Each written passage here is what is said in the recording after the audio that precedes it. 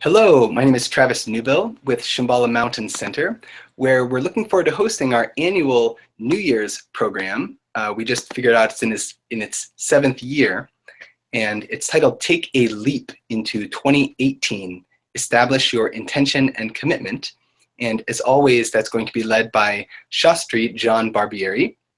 And the dates are December 29, 2017 through January 1st, 2018.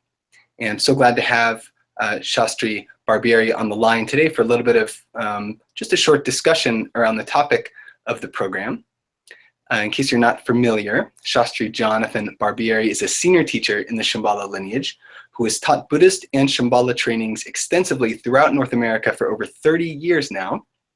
John has been engaged in several livelihood pursuits, including consulting with cities and counties on workforce development, creating contemplative co-housing communities, and most recently teaching mindfulness programs to public agencies and businesses. And some of you may know him from Shambhala Mountain Center, where he was the executive director. So John, thank you so much for taking the time to have a little discussion today. Yeah, thank you, Travis. It's nice to be here. As we were reflecting on before we started the broadcast here, it seems like maybe the heart or essence of this program, or one thing this program really gets at well, it seems, is helping people to shift their relationship to this idea of entering a new year, and maybe working with, culturally we have this thing about resolutions, which can turn into a self-critical situation. And on the other hand, there's setting an intention, which has a more positive flavor and is more workable. And I wonder if you may just say a little bit about the distinction there. Yeah. And before, which is a great thing, as well as capturing the essence of the program itself. And before we go there, maybe I just would like to step back. I think in part because this past year has had so much emotional energy churning. I don't know what other word to use. Probably even more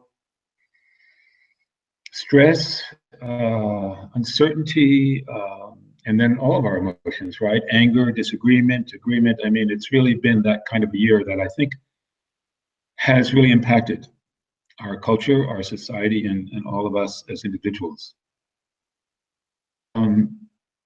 What we rarely do is we don't take the time to take care of ourselves and step back, have some spaciousness to actually reflect on what we're doing. Where are we heading with our life journey? What is going on today that impacts us, and how do we relate to that in a healthy way? And that,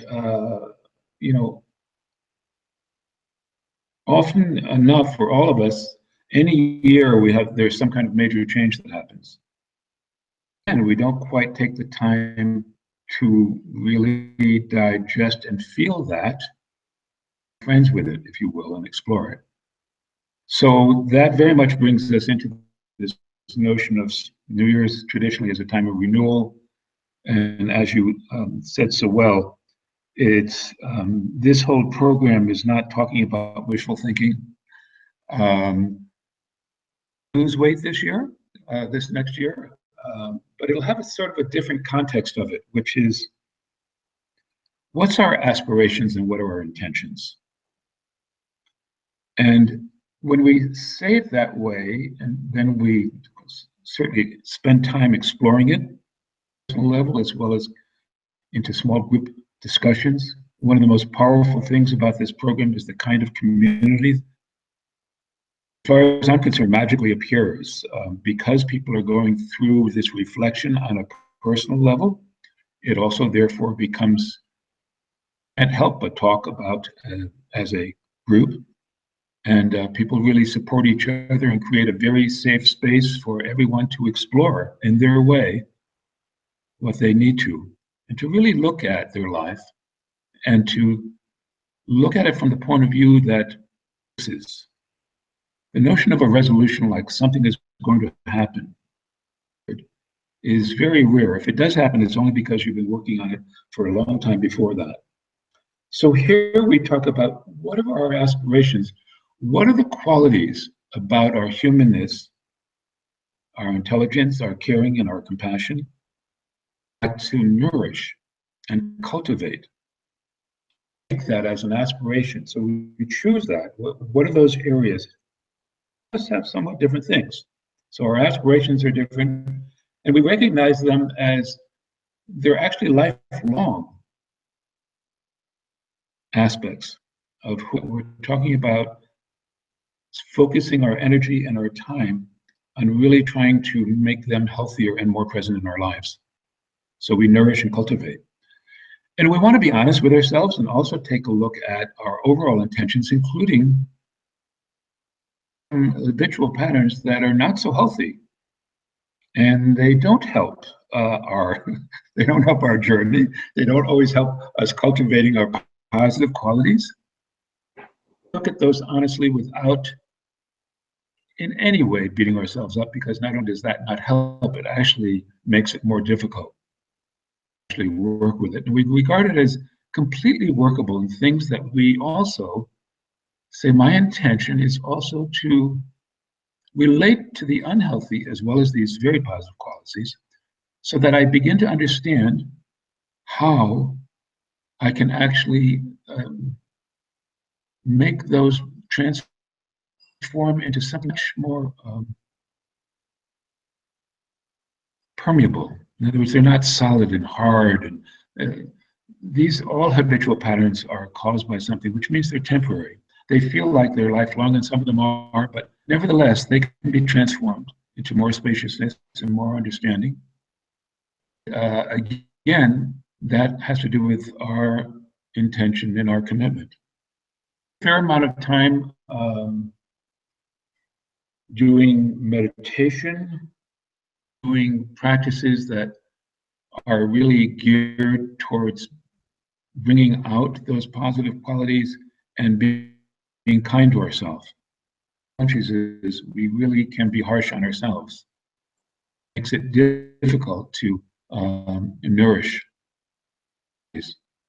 And then we also have small group discussions, and then we always grab the group together. There's an enormous amount that comes out, very interestingly enough, in a very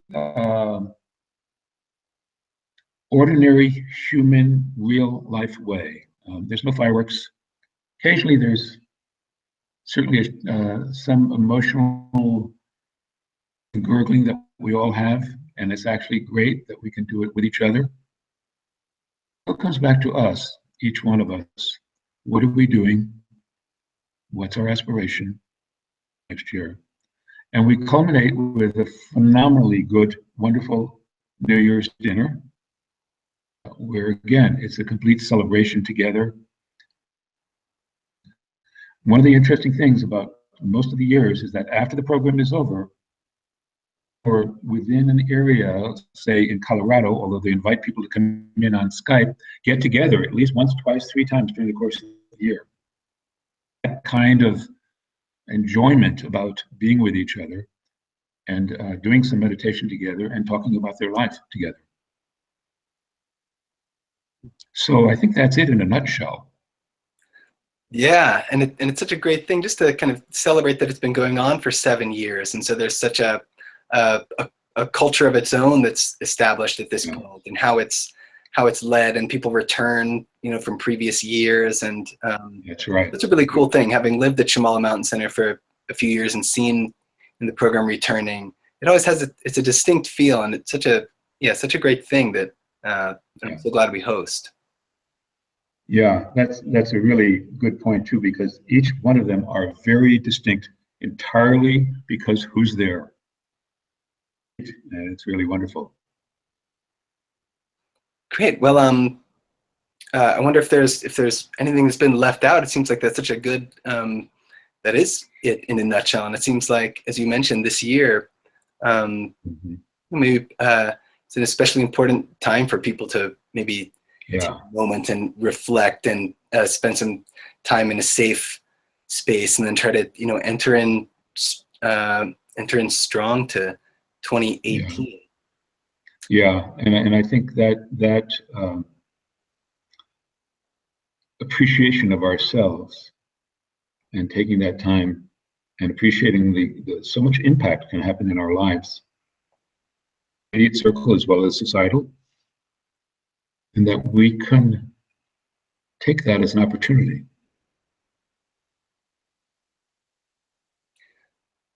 Well, I'd like to just encourage anyone who's tuned in here, listening or watching, watching John and myself a little bit, to check out the program, December 29th, and that goes through New Year's Eve. And as John mentioned, there's a fantastic celebration, so it's not all quiet meditation. Meditation, discussion, safe space, and also celebration is definitely a part of the program, so that won't be missing from your holiday experience.